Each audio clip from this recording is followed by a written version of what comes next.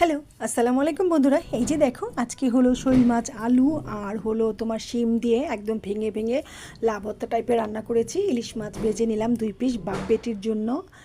আর হলো তোমার বেগুন দিয়ে ইলিশ মাছ, এটা তো আমাদের ঘরের ফেভারিট একটা খাবার। আর টমেটো দিয়ে ডাল রান্না করেছি। এই তো ছিল আজকের আয়োজন। আর এই যে দেখো, বকবক করতে করতে কিন্তু খেতে বসে পড়েছি লাউ ভর্তাটা দিয়ে। এই যে দেখো কতগুলি করে তরকারি নিয়েছি, মাশাল্লাহ। আমি কিন্তু প্রচুর পরিমাণ তরকারি খাই। আর এটা হলো আমার খুব পছন্দের একটা তরকারি। শিম দিয়ে শৈল মাছের মাথা ভেঙে একদম রান্না করলে খুব স্বাদ লাগে। শুধু হলুদ আর কাঁচামরিচ দিয়ে আমি এই তরকারিটা রান্না করি। সামান্য একটু ঝোল দেই, ধনেপাতা দেই গ্রানের জন্য। খেতে খুবই ভালো লাগে, মাশাল্লাহ। আমার তো খুবই পছন্দ এই তরকারিটা, খুব ভালো লাগে। আমি খুব পছন্দ করে খাই। আর এই যে কাঁচামরিচগুলি সুন্দর করে চটকে নেব।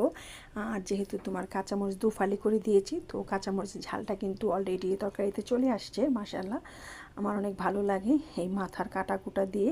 আর আমি কিন্তু প্রচুর পরিমাণ তরকারি খাই। আর এই যে দেখো কতগুলি বেগুন নিয়ে নিয়েছি, আর ইলিশ মাছের একটা লেজুর নিয়েছি। আমি ছাড়া আবার এই ঘরে কেউ লেজুর টেজুর খায় না। আমার মেয়ে আর আমার হাজব্যান্ড তো প্রশ্নই ওঠে না, যেহেতু আমরা মানুষই 3 জন। তো দেখা যায় বেশিরভাগ লেজুর আর মাথাগুলি আমারই খেতে হয়। তো আর আমি কিন্তু অনেক তরকারি খাই, দেখো অনেক তরকারি নিয়ে নিয়েছি, মাশাল্লাহ। এখন সমস্ত তরকারিগুলো একদম মাখা মাখা করে খেয়ে নেব। আর বেগুন আর ইলিশ মাছের তরকারিটা আমার মেয়ে আর আমার খুবই পছন্দ। আমরা দুজন অনেক পছন্দ করে এই তরকারিটা খাই, ভালো লাগে। তো বন্ধুরা, আজ এই পর্যন্তই। যদি ভালো লাগে তো লাইক, কমেন্ট, শেয়ার আর সাবস্ক্রাইব করে পাশে থাকবেন।